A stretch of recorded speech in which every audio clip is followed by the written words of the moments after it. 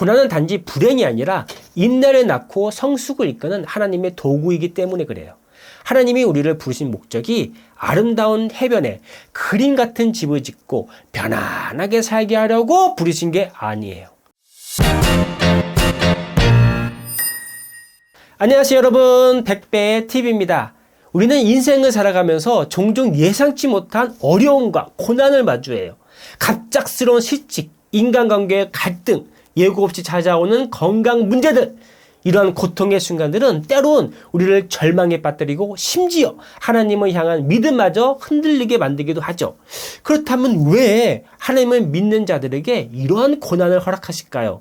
오늘 우리는 욥기 23장 10절을 통해서 고난 속에서도 하나님의 손길이 어떻게 일하고 계신지를 함께 묵상하고자 해요. 말씀 먼저 볼게요. 그러나 내가 가는 길을 그가 아시나니 그가 나를 단련하신 후에는 내가 순금같이 되어 나오리라. 와, 이 말 너무 아름답지 않나요? 그런데 이 말은요, 욥이 인생에서 가장 끔찍한 일을 당할 때 고백한 말이에요. 여러분, 욥이란 사람 어떤 사람이었죠? 성경에서는 동방의 의인이라 불릴 정도로요, 진짜 하나님 앞에서 바르게 정직하게 살았던 사람이에요. 그런데 어느 날 갑자기 재산은 다 날아가고 자식들은 다 잃고 몸은 병으로 고통스러운데 주변 사람들까지 다 돌아서요. 친구들은 막 욥을 정죄하죠. 너 뭔가 잘못했지? 아내는 심지어 하나님을 저주하고 죽어버려! 이쯤 되면 진짜 끝장난 거예요. 그런데 그런 가운데 욥은 이 고백을 해요. 하나님은 내가 가는 길을 아신다. 이 고백은 단순한 자기 위로가 아니에요. 욥은 지금 자신이 걷고 있는 길이 혼란스럽고 이해되지 않아도 그 길을 하나님께서 알고 계신다는 사실을 믿었어요. 아신다. 이 말은 단지 정보를 알고 있다는 의미가 아니에요. 히브리어 원래 의미는 깊은 관심과 친밀함을 담고 있어요. 하나님은 우리의 길을 멀리서 관찰하신 분이 아니라 친밀하게 동행하시는 분이세요. 우리의 모든 발걸음, 눈물, 갈등, 실수까지도 하나님은 알고 계시고 단지 알고만 있는 게 아니라 깊은 관심을 가지고 계신다는 거예요. 욥의 고백은 계속 이어집니다. 그가 나를 단련하신 후에는 내가 순금같이 되어 나오리라. 욥은 자신이 겪는 고난이 우연이거나 불운 때문이 아님을 분명히 알고 있었어요. 그는 하나님의 손에서 이 고난이 단련이라는 목적 아래 진행되고 있음을 믿었던 거죠.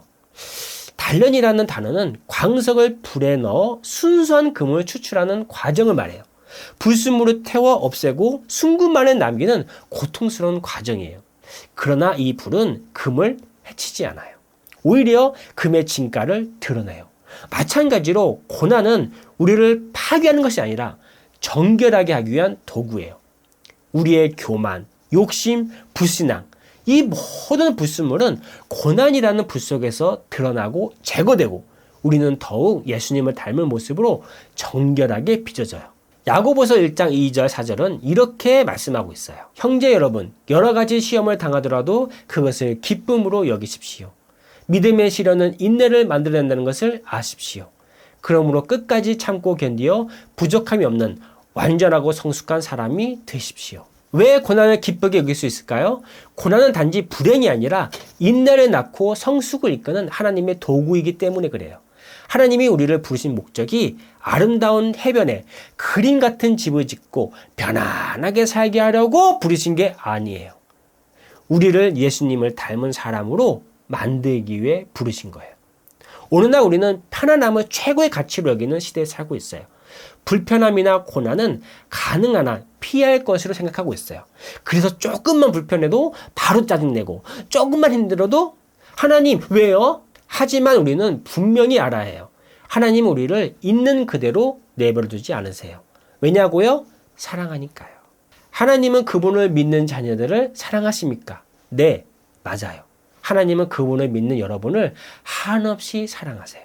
하지만 그 사랑은 우리가 있는 모습 그대로 머무도록 내버려두는 사랑이 아니에요. 하나님은 우리의 성장을 원하시고 때로는 고난이라는 도구를 사용해 우리를 훈육하세요. 부모가 자녀를 올바르게 성장시키기 위해 때로는 야단을 치고 훈육하는 것과 같아요. 왜 야단을 칩니까? 미워서? 아니죠. 자녀를 사랑하기 때문에요.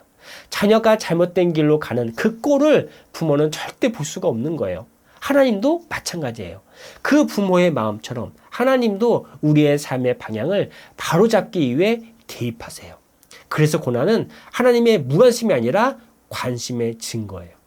물론 그 과정은 고통스럽지만 결국에는 우리를 더 거룩하고 겸손한 존재로 예수님을 닮아가게 하시려는 하나님의 놀라운 계획임을 기억해야 해요. 하나님, 저는 하나님을 믿고 섬기는데 왜 저를 힘들게 하시나요? 하나님 안 믿는 저 친구는 아무런 문제도 없고 잘 되는데 왜 그럴까요? 그 친구는 하나님의 자녀가 아니잖아요. 그래서 내버려 두는 거예요.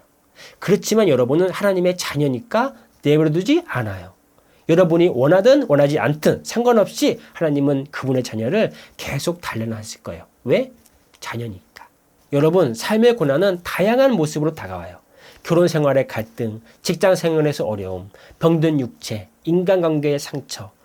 이 모든 상황 속에서 하나님은 우리를 변화시키고 계세요. 연애할 땐 귀엽기만 하던 배우자의 버릇이 결혼 후에는 인내심의 한계를 시험하기도 하죠. 그러나 그 안에서도 하나님은 우리의 사랑을 자기 중심적인 사랑에서 희생적인 사랑으로 여러분을 훈련시키고 계신지도 몰라요. 욥은 이런 모든 고난 속에서도 확신 있게 고백해요. 내가 순금같이 되어 나오리라. 여러분, 고난은 누구나 피하고 싶어요. 누구도 고통 자체를 좋아하지 않아요. 하지만 믿음의 사람들은 고난을 통해 하나님의 손길을 발견해요. 그 고난은 우리의 삶에 있는 불순물을 제거하고 우리가 예수님의 모습을 닮아가도록 이끄는 하나님의 성화의 과정이에요. 그러니 고난 앞에서 이렇게 질문해 보세요. 하나님, 왜요? 그렇게 하지 말고 하나님, 이 고난을 통해 제게 무엇을 말씀하시는 겁니까? 그리고 욥처럼 고백하세요. 내가 가는 길을 그가 아시나니 그가 나를 단련하신 후에는 내가 순금같이 되어 나오리라. 그분은 여러분의 길을 알고 계시며 그분의 손길은 지금도 쉬지 않고 여러분을 다듬고 계세요. 그러니 고난 속에서도 희망을 놓지 마세요. 여러분은 지금 하나님의 손 안에서 순금으로 빚어지고 있어요.